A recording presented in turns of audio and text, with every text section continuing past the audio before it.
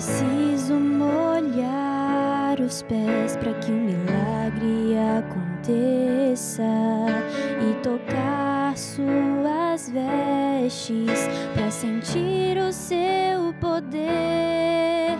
É preciso erguer bem alto o machado para que o sacrifício apareça e esperar por muitos anos até que a chuva desça.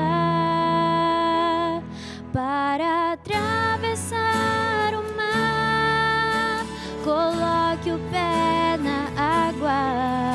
Para chegar ao outro lado, você precisa acreditar. Deus quer abrir o mar para você,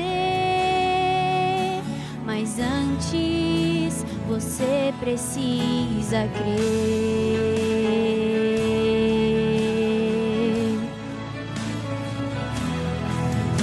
É preciso mergulhar a 7ª vez e clamar mais alto que o mundo, para então voltar a ver. É preciso crer na cruz para tornar-se um novo ser e esperar só mais um pouco até ver Jesus descer. Para atravessar o mar, coloque o pé na água. Para chegar ao outro lado, você precisa acreditar. Deus quer abrir o mar para você, mas antes você precisa crer. Sem fé impossível é chegar-se a Deus. Pela fé os teus pés irão tocar terra firme no meio do mar.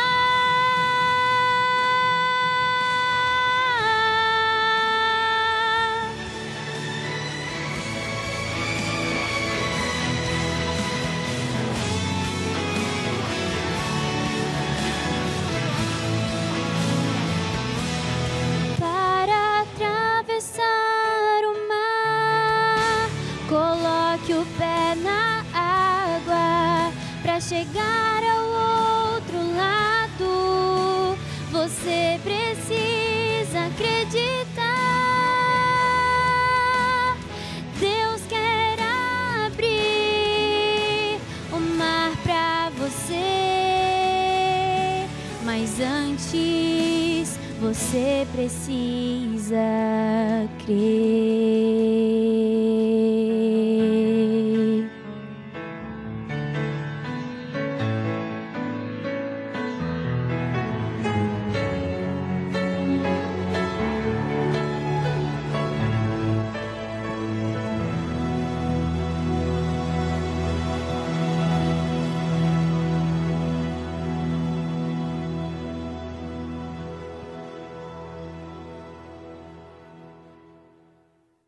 Olá, boa noite, tudo bem?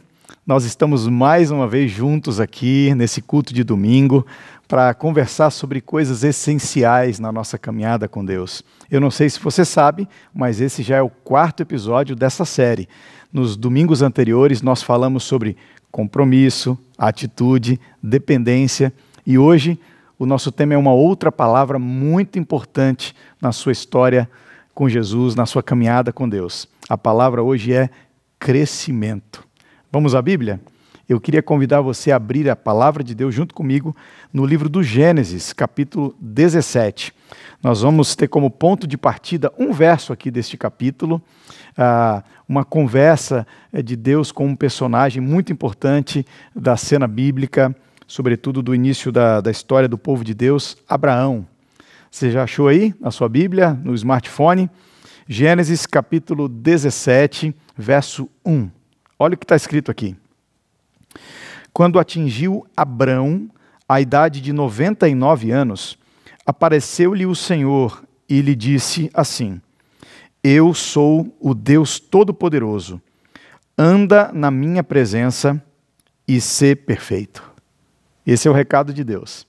Abrão aqui é aquele que logo depois se transformou em Abraão. Esse foi o 5º encontro que Deus teve com Abraão, pelo menos dos que estão registrados na palavra de Deus. Já fazia 25 anos, Abraão estava andando ao lado de Deus. 25 anos, desde aquele dia que ele ouviu o chamado de Deus e aceitou ir para um lugar desconhecido, sair de perto da sua família, abandonar a sua carreira, abandonar os planos que ele tinha naquele lugar e ir para uma terra que Deus ia mostrar. Você conhece bem a história. Abraão já tinha experiências com Deus a esta altura. Como eu disse, há 25 anos andando com o Senhor. Agora observa o recado de Deus para Abraão nesse diálogo. Deus diz assim, Abraão, anda comigo e sê perfeito. Engraçado, né? Deve ter algum significado por detrás dessas palavras. Abraão, anda comigo. Abraão já não estava andando? Aqui já tem um recado importante para nós. Na caminhada com Deus não existe parada. A gente caminha com Deus dia após dia. Você já pode ter caminhado com Deus 25 anos, mas Ele deseja aparecer para você, ou se revelar para você, e se encontrar com você e dizer a mesma coisa que disse para Abraão. Ei, meu filho ou minha filha, você já está andando comigo há tanto tempo, mas hoje, se eu despertei você para a vida, o meu recado primeiro para você é: continua andando comigo. Continua na minha presença. Continua me buscando. Esse é o recado de Deus para nós, já de cara, assim. Mas a segunda parte da frase parece que nos desafia um pouco mais, não é? Deus diz assim: Abraão, sê perfeito. A gente tem alguns problemas com essa palavra, perfeição. Se você pegar qualquer dicionário e buscar uma definição para esse termo, obviamente você vai achar coisas como: perfeição é não ter defeito, é não precisar de nenhum reparo, de nenhum ajuste, ausência de problema, de dificuldade. Perfeição é isso. Quando a gente toma esse termo e traz para o ambiente religioso, traz para a igreja, muitas pessoas acham que perfeição é não ter pecados. Perfeição é não ter nenhuma dificuldade espiritual, é estar pleno na presença de Deus. Mas o que será que Deus estava falando para Abraão com esta palavra, com esta ordem? Anda comigo e seja perfeito.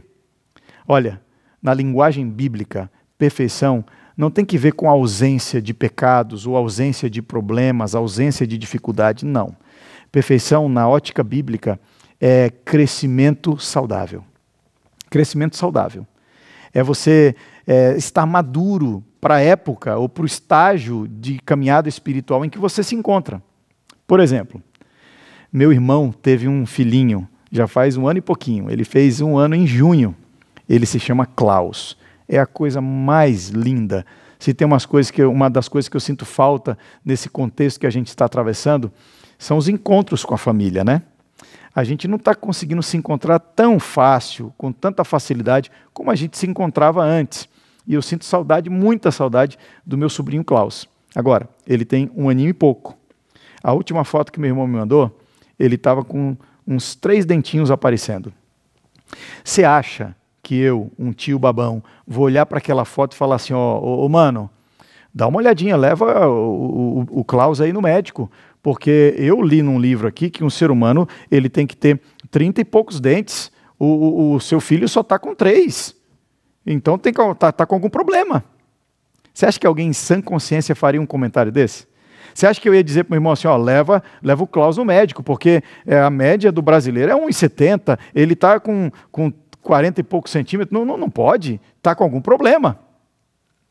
Claro que não, né? É até engraçado falar de coisas assim. Por quê? Porque o Klaus, com 1 ano e pouquinho, ele é perfeito. Os 3 dentinhos estão perfeitos para um bebê com o tempo de vida que ele tem. Você está entendendo? Quando a Bíblia fala de perfeição, a Bíblia fala de crescimento saudável. O problema estaria se os outros dentes não nascessem nos próximos meses e anos. O problema estaria se os 40 e poucos centímetros ficassem assim e ele não crescesse mais. Você está entendendo? A Bíblia diz que perfeição é crescimento saudável.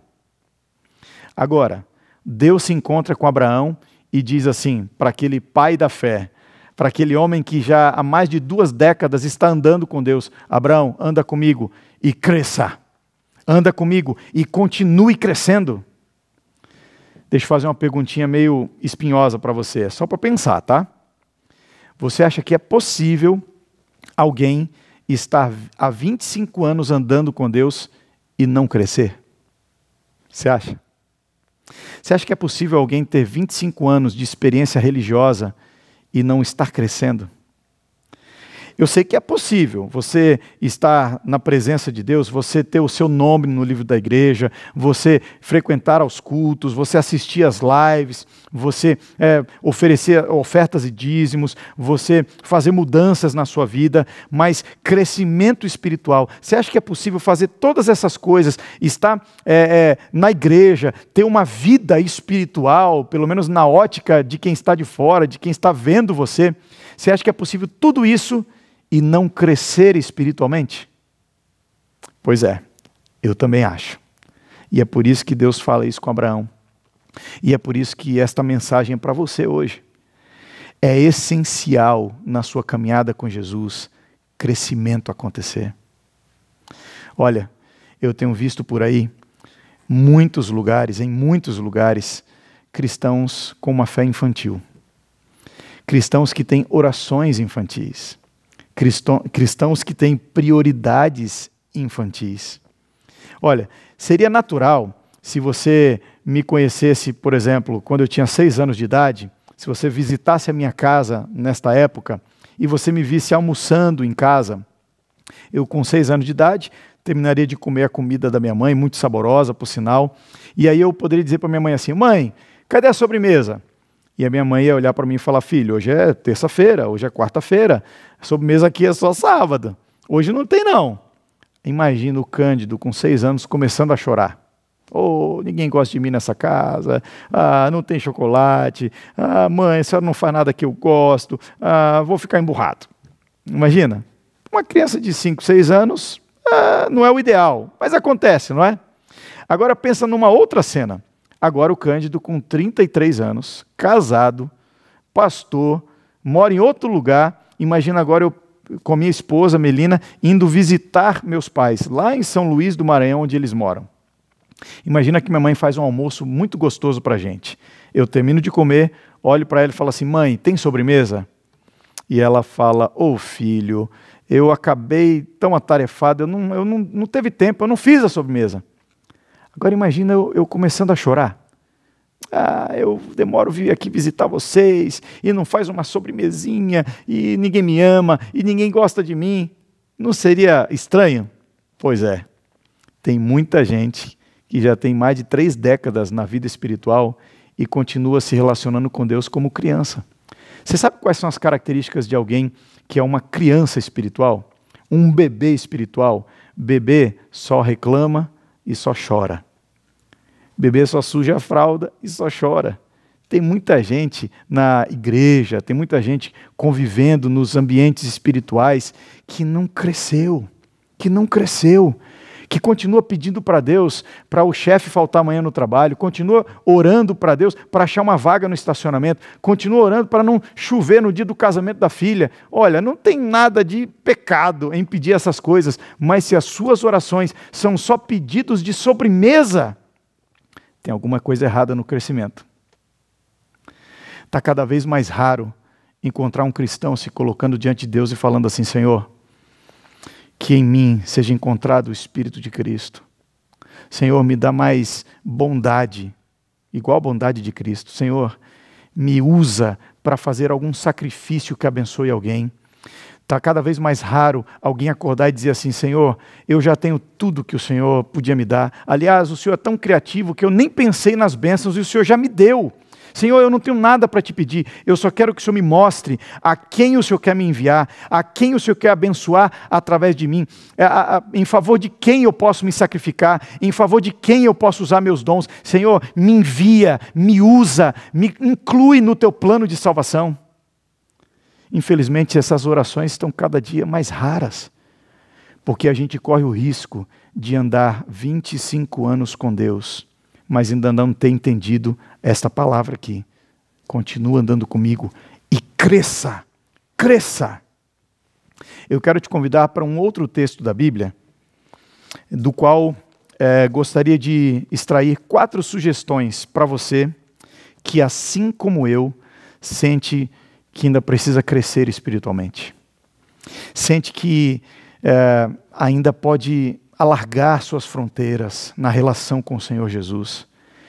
Eu estou falando para alguém que se olha diante do espelho da vida e percebe ali não o retrato de Jesus refletido.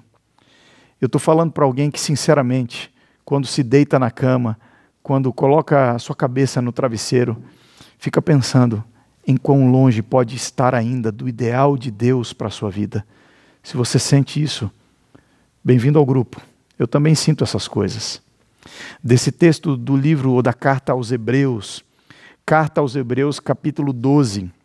Daqui eu quero tirar algumas lições para o seu coração, para a sua vida. Você que quer crescer espiritualmente, você que cansou de andar em círculos na vida espiritual, você que quer crescer em santidade, que quer crescer em utilidade, que quer crescer em bondade. Esse recado da palavra de Deus é para você. Você quer saber o segredo? Então abre aí a Bíblia junto comigo. Hebreus, capítulo 12. Nós vamos ler os 2 primeiros versos e daqui tirar, repito, 4 lições para o nosso crescimento espiritual. Vamos lá? Vamos ler?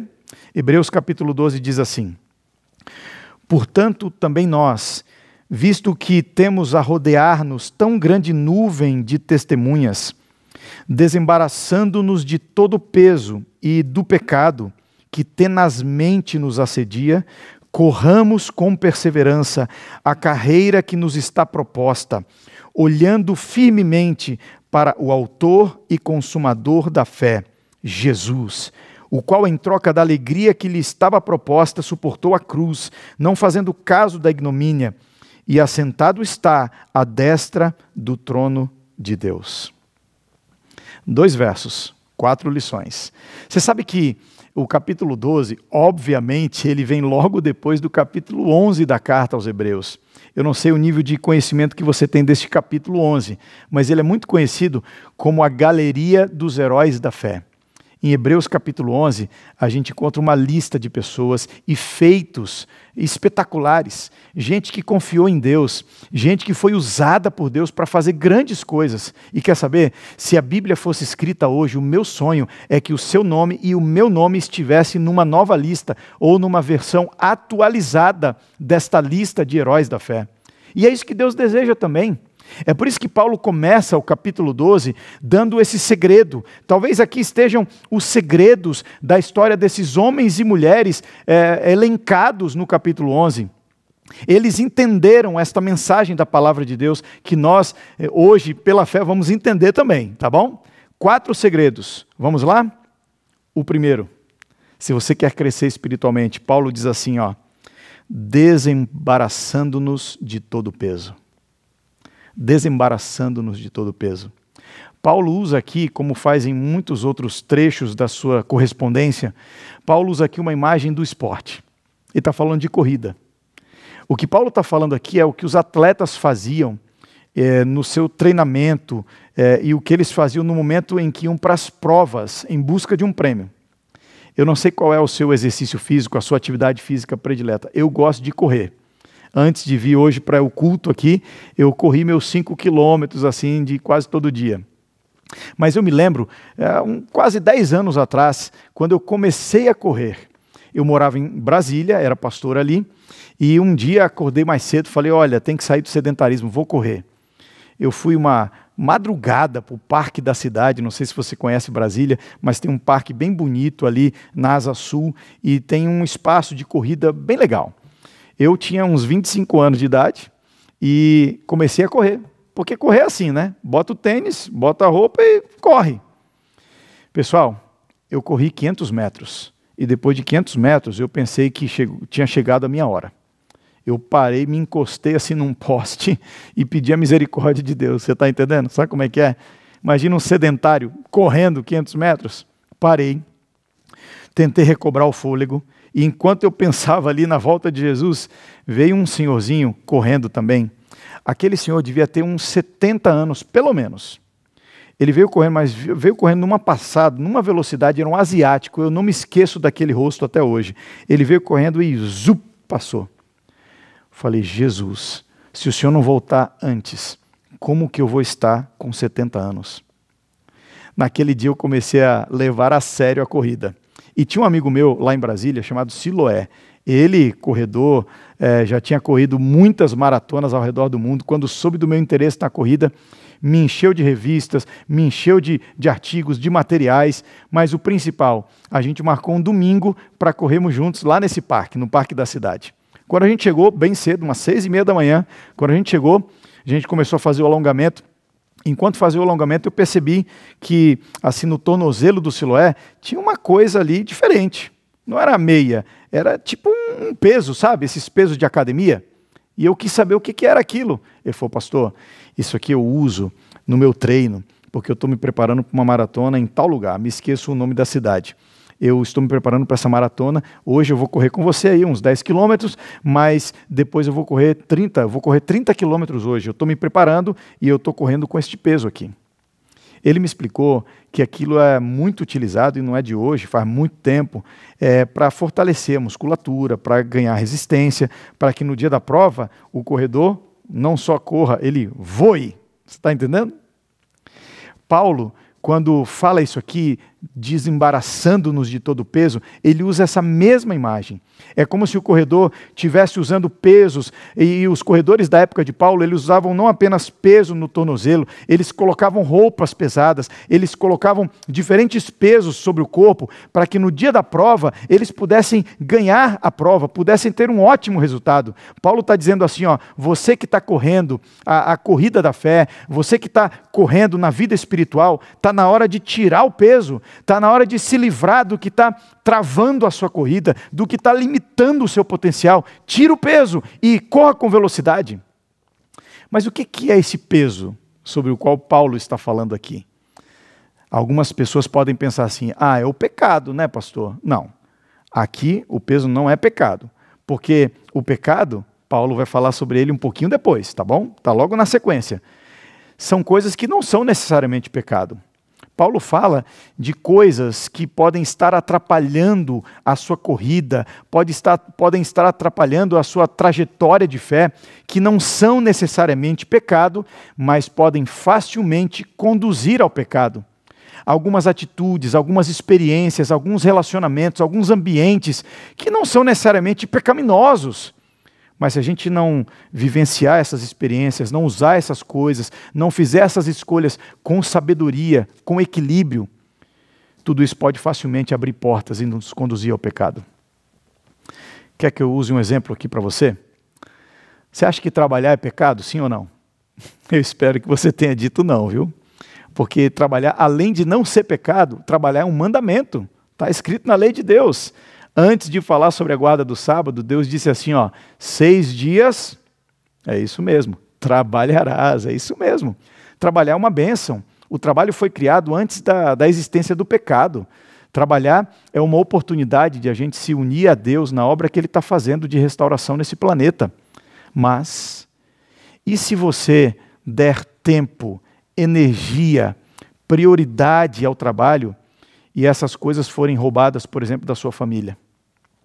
E se você der tudo de você no trabalho e der nada de você para o seu cônjuge? Se você der o sangue no trabalho, mas der migalhas para os seus filhos, você acha que está certo? Você está entendendo o meu ponto? Trabalho não é pecado, mas uma relação desequilibrada com o trabalho, ela pode levar você ao pecado. Se o trabalho estiver sendo um peso para você, se ele estiver te roubando o seu tempo com Deus, se ele estiver minando o seu casamento, se ele estiver te tornando um desconhecido, uma desconhecida para os seus filhos, está na hora de se desembaraçar desse peso, está na hora de cortar as cordas desse peso, está na hora de mudar a sua atitude. Tem um outro exemplo clássico, mas que eu gosto de falar. Você acha que rede social, internet é pecado? Pastor, que papo de 2003, né? Claro que não é. Se não fosse rede social e internet, a gente não estaria aqui um olhando para o outro, um falando com o outro, não é? Internet não é pecado. Mas uma relação desequilibrada com esta poderosa ferramenta pode abrir portas para um desastre.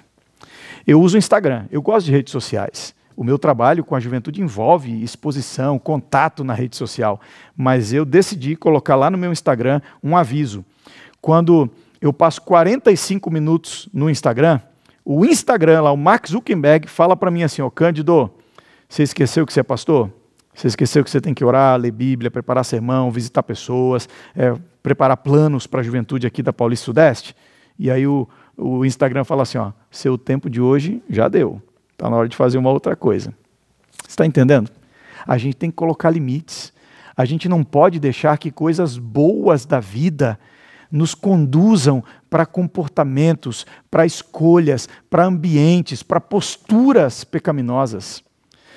Enquanto eu estou falando aqui, a minha oração é que o Espírito Santo esteja ministrando ao seu coração. Que você tenha uma luz espiritual agora na sua mente para entender, em nome de Jesus, o que tem sido peso na sua caminhada espiritual. Você que quer crescer, você que quer ser mais semelhante a Jesus, o que está pesando? O que está impedindo você de correr no seu máximo potencial? O que está te roubando alegria com as coisas espirituais? O que está te roubando fervor com as coisas da fé? O que está te roubando o prazer de servir aos outros, de servir a Jesus? Pelo amor de Deus, repensa isso. Dá uma olhada na sua agenda, dá uma olhada na fatura do cartão, dá uma olhada porque isso mostra o que tem sido o peso na sua caminhada. Segundo o conselho de Paulo, depois de dizer assim, desembaraçando-nos de todo o peso, ele fala assim, desembaraçando-nos do pecado também. Isso é uma coisa tão óbvia que eu acho que Paulo nem precisava ter escrito. Mas as coisas óbvias só são óbvias depois que alguém fala, não é? Se você quer crescer espiritualmente, se você entendeu que na vida com Deus o crescimento é essencial, está na hora de você entender que não podem haver pontes que conectem você ao pecado. Está na hora de você entender que você não pode conviver com alguns pecados prediletos. Tem gente que pensa assim, pastor, mas Deus perdoa, isso é verdade. Uma vez eu estava numa igreja falando sobre o perdão de Deus. E eu estava falando que Deus ele tem o desejo, ele tem a capacidade, ele perdoa qualquer pecado, em qualquer momento, quantas vezes forem necessárias o perdão acontecer. E lá na porta um garoto me parou e falou assim, pastor, é verdade que Deus perdoa qualquer pecado, né? Eu falei, é.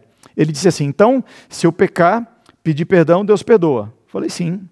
E aí, pastor, no outro dia, se eu pecar de novo, pedir perdão, Deus perdoa? Eu falei, perdoa. Pastor, se eu fizer 10 vezes isso, mas pedir perdão, Deus perdoa? Eu falei, perdoa. Mas antes de ele ir embora, eu falei, ei, peraí, deixa eu te contar outra parte do sermão que talvez você não prestou atenção. O pecado que você comete 1, 10, 20, 15, 1 milhão de vezes, o pecado não muda nada em Deus. Você sabia disso? O pecado não muda nada em Deus. Para de pensar que o pecado deixa Deus chateadinho, deixa Deus escondido num quarto sem querer ver você. Para com isso. O pecado não muda nada na disposição, na capacidade, no desejo de Deus em perdoar você. O pecado não muda nada no amor de Deus por você. O pecado não muda nada na essência de Deus, nem na relação que Ele quer ter com você. Mas tem uma coisa que o pecado muda. Sabe o que é? O pecado muda você. Se o pecado não tem a capacidade de triscar em Deus, o pecado tem a capacidade de destruir uma pessoa. Eu já me assentei muitas vezes diante de homens e mulheres que me disseram assim, pastor, a primeira vez que eu fiz isso, eu me achei um monstro. Eu me achei uma pessoa, a pior pessoa do mundo. Eu não me imaginava fazendo isso. Mas, pastor, na segunda vez ficou um pouco pior. Ficou um pouco menos complicado. Na terceira vez, já estava me acostumando. E hoje, pastor, sinceramente, eu não vejo nenhum problema nisso. Você está entendendo o que o pecado faz com você? O pecado destrói o seu desejo de buscar a Deus. É por isso que o céu não vai ser o lugar cheio das pessoas que menos pecaram. Não, o céu vai ser o lugar cheio das pessoas que mais se arrependeram. O problema é a sua disposição em buscar a Deus arrependido. O pecado vai tentando arrastar você para longe de Deus. Então hoje, em nome de Jesus, eu quero te dar esse conselho de Paulo, esse conselho para você: se desembarace, se desvencilhe do peso das coisas da vida, mas também rompa o seu laço, rompa os canais, quebre as pontes que te levam, que te mantêm ligado ao pecado. Para com essas mensagens aí. Sai desse grupo de WhatsApp que está destruindo a tua fé, que está mantendo o pecado como um companheiro diário na sua vida. Para disso. Você sabe que é pecado. Para de tentar contemporizar, para de tentar explicar, para de tentar justificar, é pecado. A Bíblia está dizendo que aqueles que querem crescer na fé, eles quebram o seu pacto com o pecado, eles rompem o seu compromisso com o pecado. Não existe pecado predileto, não existe pecado secreto, não existe pecado de vez em quando. Se é pecado, sai disso. Não existe crescimento espiritual onde há convivência com o pecado. Eu não estou falando aqui de pecado condição, tá? Enquanto Jesus não aparecer nas nuvens do céu, todos nós vamos ter correndo nas nossas veias um sangue contaminado pelo vírus do pecado. Eu estou falando aqui de um pecado planejado, de um pecado arquitetado, de um pecado programado na agenda. Isso aí não pode ter na vida de alguém que quer crescer com Jesus. Terceiro conselho de Paulo. Ele diz assim, corramos com perseverança a carreira que nos está proposta. Na vida espiritual tem que ter perseverança. Nada que vale a pena desse lado da eternidade, nada que vale a pena não deixa de levar tempo da gente. Se vale a pena, exige tempo. Se vale a pena, exige esforço. Se vale a pena, exige perseverança. Pergunte para um aluno aí que passou num vestibular concorrido, se ele desistiu na primeira curva, se ele desistiu depois da primeira noite que ele passou estudando, se ele desistiu depois da primeira prova que ele bombou. Não. Converse com um casal que está junto há mais de 30 anos. Pergunte qual é o segredo dessa união. Perseverança. Pergunte se eles desistiram depois do primeiro desentendimento, depois da primeira briga, depois do primeiro prato quebrado. Não é assim. Se você quer ter crescimento na vida espiritual, você tem que entender que as coisas no reino de Deus, elas têm tempo para crescer, para amadurecer, para florescer. Um escritor disse assim, Deus faz um cogumelo em 2 dias, mas um carvalho, ele leva dezenas de anos. Tem gente que acha que as coisas na vida espiritual são uma oração hoje à noite e um milagre amanhã de manhã. Algumas coisas acontecem assim, mares vermelhos se abrem num piscar de olhos, mas as melhores coisas que Deus planejou para a sua vida, Ele planejou que você experimentasse durante a caminhada. Corra com perseverança, não desista, se caiu, levanta, se errou, conserta, se desviou a rota, recalcula o seu trajeto. Deus está com você, Ele é o maior torcedor na arquibancada da vida, Ele quer ver seu crescimento, Ele quer ver seu progresso, Ele quer aplaudir sua vitória. Então, siga o conselho de Paulo, corra com perseverança, não desista. Essa é a semana para você continuar na corrida, para você bater a poeira, para você continuar ao lado de Cristo Jesus. Mas eu tenho que terminar com o 4º conselho de Paulo, esse é o mais lindo de todos. Recapitulando, Paulo disse assim, conselho para você que quer crescer na vida espiritual. Desembarace de todo o peso. Não necessariamente é pecado, mas pode te conduzir ao pecado. 2º conselho, também rompa os laços que unem você ao pecado. Não pode ter pecado na sua vida, não pode ter pecado na sua agenda, não pode ter pecado no seu coração. Para com isso. 3º conselho, corra com perseverança. E por último, Paulo diz assim, olhando firmemente para o autor e consumador da fé, Jesus. Desembarace de todo o peso, olhando para Jesus. Rompa as cordas que te conectam ao pecado, olhando para Jesus. Corra com perseverança, olhando para Jesus. Não olhe para trás, não fique lamentando as escolhas erradas de antes, não fique carregando um peso de culpa, não olha para trás, olha para Jesus. Não fica olhando para frente, olhando para o futuro com ansiedade, olhando para o futuro com medo, olhando para o futuro com insegurança, com pânico. Não, olha para Jesus. Não fica olhando para os lados, olhando para as outras pessoas, se comparando com elas, se medindo com a régua delas, achando que a vida espiritual é uma grande competição, achando que Deus só tem um prêmio para alguns, para os mais esforçados, para os mais santificados. Não, olha para Jesus. Corra com perseverança, olhando para Jesus. Sabe por quê? Porque Ele já está olhando para você. Ele já está olhando para você. Sabe? Quando a gente fala de crescimento, de maturidade, de avanços na vida espiritual, muita gente coloca um padrão inatingível, humanamente falando. Outro dia eu ouvi alguém contando uma história que mexeu com o meu coração, talvez toque o seu também. Um pai que recebe um desenho do seu filho pequeno. Naquele desenho, ele colocou uma figura, aqueles, tracinhos no papel, aquela bolinha que quer dizer que é a cabeça. Ele fez um desenho representando o pai, um desenho representando a mãe e um desenho representando ele mesmo. Era o filho. O céu pintou de azul, uma bola amarela, o sol. Ele fez uma dedicatória com um rabisco indecifrável, voltou da escola e entregou para o pai. Ele falou: pai, eu desenhei a nossa família, o que o senhor achou? O que você acha que aquele homem respondeu para o filho? Ele olhou para aquele desenho e falou assim: filho, é o desenho mais lindo que o pai já viu.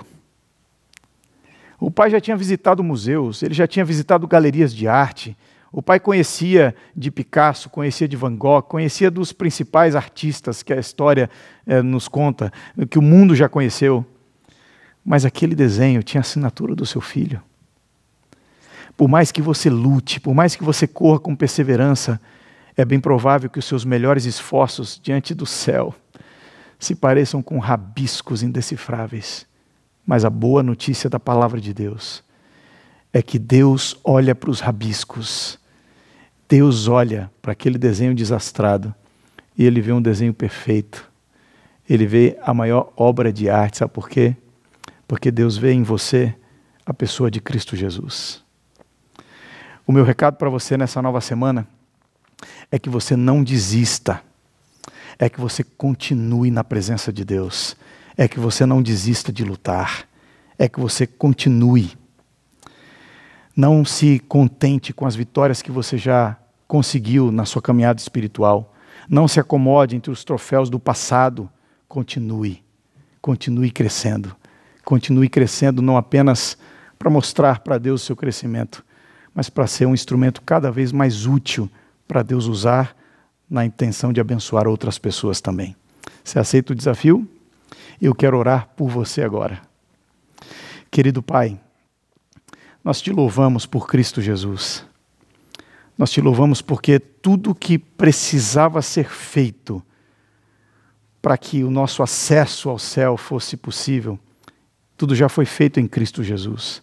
Tudo já foi feito na cruz do Calvário. Agora, Pai, enquanto nós estamos aqui desse lado da eternidade, não permita que nenhum de nós estacione na caminhada da fé.